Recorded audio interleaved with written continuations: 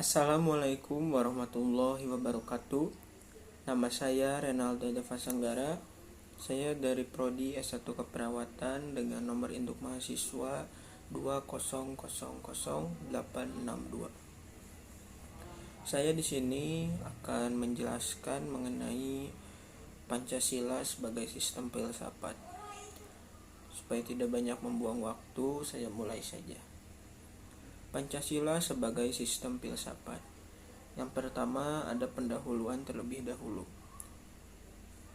Pancasila merupakan filsafat bangsa Indonesia, yaitu mengandung pengertian sebagai hasil perenungan mendalam dari para tokoh pendiri negara atau founding father ketika berusaha menggali nilai-nilai dasar dan merumuskan dasar negara untuk di atasnya didirikan negara Republik Indonesia. Kelima dasar atau prinsip yang terdapat dalam sila-sila Pancasila tersebut merupakan suatu kesatuan. Jadi Pancasila itu kan memiliki sila. Nah, sila-silanya ini tidak dapat dipisahkan. Pengertian sistem menurut Kaelan 2066 yaitu memiliki ciri yang pertama, suatu kesatuan dari bagian-bagian. Yang kedua yaitu bagian-bagian tersebut memiliki fungsinya masing-masing. Jadi tidak ada fungsi yang rangkap. 3. Saling berhubungan dan ketergantungan. Jadi saling membutuhkan setiap sistemnya. Lalu kesemuanya yang dimaksudkan untuk mencapai suatu tujuan bersama. Yang terakhir yaitu terjadi dalam suatu lingkungan yang kompleks. Pancasila sebagai sistem filsafat mengandung pemikiran tentang manusia yang berhubungan dengan Tuhan, dengan diri sendiri, dengan sesama, masyarakat, bangsa yang semua itu dimiliki oleh bangsa Indonesia. Lalu menurut Darmo Diharjo tahun 1979-86, Pancasila adalah ideologi yang memiliki kekhasan, suatu ciri khas tertentu, yaitu yang pertama, kekhasannya yaitu Tuhan yang Maha Esa, sebab ketuhanan yang Maha Esa mengandung arti bahwa manusia Indonesia percaya pada Tuhan. Kekhasan yang kedua, penghargaan kesesama umat manusia. Yang ketiga, menjunjung tinggi persatuan bangsa. Yang keempat, kehidupan manusia Indonesia bermasyarakat dan bernegara dengan sistem demokrasi. Kekhasan yang kelima, keadilan sosial bagi hidup bersama. Lalu berikutnya ada pengertian filsafat. Istilah filsafat sendiri berasal dari bahasa Yunani atau filosofia, tersusun dari kata philos yang berarti cinta dan philia yang berarti persahabatan. Tertarik kepada dan kata sophos yang berarti kebijaksanaan, pengetahuan, keterampilan, pengalaman praktis, inteligensi. Menurut Bagus tahun 1996 halaman 242. Dengan demikian, filosofia secara harfiah berarti mencintai kebijaksanaan. Lalu ada juga yang disampaikan pengertian filsafat menurut beberapa filsuf, diantaranya menurut Plato tahun 427 hingga 347 sebelum Masehi, dia mengatakan bahwa filsafat adalah pengetahuan tentang segala yang ada atau ilmu pengetahuan yang berminat mencapai kebenaran yang asli. Yang kedua, Aristoteles mengatakan bahwa filsafat adalah ilmu pengetahuan yang meliputi kebenaran yang di dalamnya mengandung ilmu-ilmu metafisika, logika retorika, etika, ekonomi, politik, dan estetika, atau filsafat menyelidiki sebab dan asas segala benda.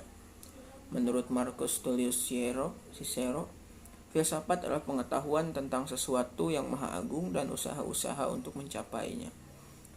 Yang berikutnya yaitu jadi dapat diartikan secara umum bahwa filsafat itu adalah ilmu yang berusaha menyelidiki hakikat segala sesuatu untuk memperoleh kebenaran. Berkaitan dengan apa yang dilakukannya filsafat adalah pengetahuan yang dimiliki rasio manusia yang menembus dasar-dasar terakhir dari segala sesuatu. Filsafat memiliki 4 cabang keilmuan, yaitu yang pertama metafisika, yaitu cabang filsafat yang mempelajari asal mula segala sesuatu.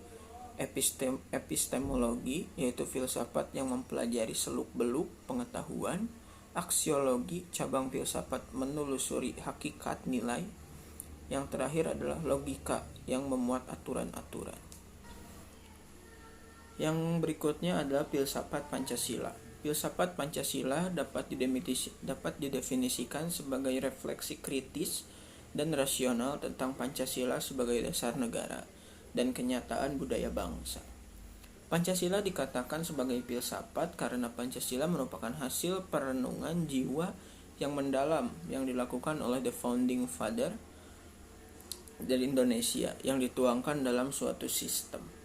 Pengertian filsafat Pancasila secara umum yaitu hasil berpikir atau pemikiran yang sedalam-dalamnya dari bangsa Indonesia yang dianggap, dipercaya, dan diyakini sebagai kenyataan, norma-norma, dan nilai-nilai yang benar, adil, bijaksana, dan paling sesuai dengan kehidupan kepribadian bangsa Indonesia. Filsafat Pancasila kemudian dikembangkan oleh Soekarno sejak 1955 sampai kekuasaannya berakhir pada 1965. Sebagai filsafat, Pancasila memiliki dasar ontologis, epistemologis, dan aksiologis. Dasar ontologis Pancasila yaitu dasar-dasar ontologis Pancasila menunjukkan secara jelas bahwa Pancasila itu benar-benar ada dalam realitas dengan identitas dan entitas yang jelas. Ditinjau dari sejarah asal-usul pembentukannya, Pancasila memenuhi syarat sebagai filsafat negara karena ada 4 macam sebab. Yang pertama, bangsa Indonesia sebagai asal mula bahan atau causa materialis. Yang kedua, Bung Karno kemudian bersama Bung Hatta menjadi pembentuk negara sebagai asal mula bentuk atau bangun causa formalis. Yang ketiga, kedua dari beliau, Bung Karno dan Bung Hatta, ditambah dengan anggota BPUPKI menyusun rencana pembukaan UUD 1945. Yang keempat yaitu sebagai asal mula karya causa materialis. Dasar epiglotis Pancasila. Epistemologi Pancasila terkait dengan sumber dasar pengetahuan dari Pancasila itu sendiri. Dasar epistemologis Pancasila juga berkaitan erat dengan dasar ontologis Pancasila.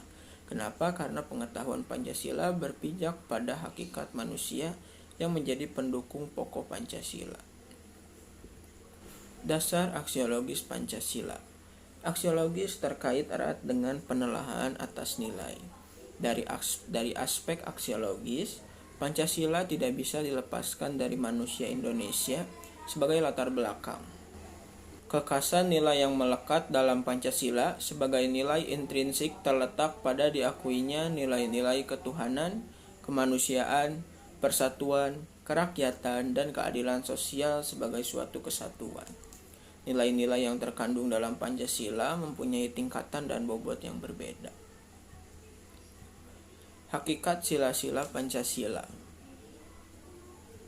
Hakikat sila-sila Pancasila ini dibagi menjadi 3. Yang pertama ada hakikat abstrak, hakikat pribadi, dan konkret. Hakikat abstrak itu dapat disebut juga sebagai hakikat jenis atau hakikat umum yang mengandung unsur-unsur sama, tetap, dan tidak berubah.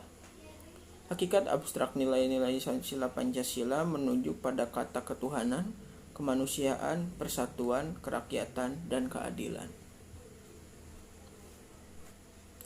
Lalu yang berikutnya ada hakikat pribadi. Sebagai hakikat yang memiliki sifat khusus, artinya terikat kepada barang sesuatu. Hakikat pribadi Pancasila menunjukkan pada ciri-ciri khusus Pancasila. yang ada pada bangsa Indonesia, yaitu adat istiadat, nilai-nilai agama, nilai-nilai kebudayaan, sifat, dan karakter.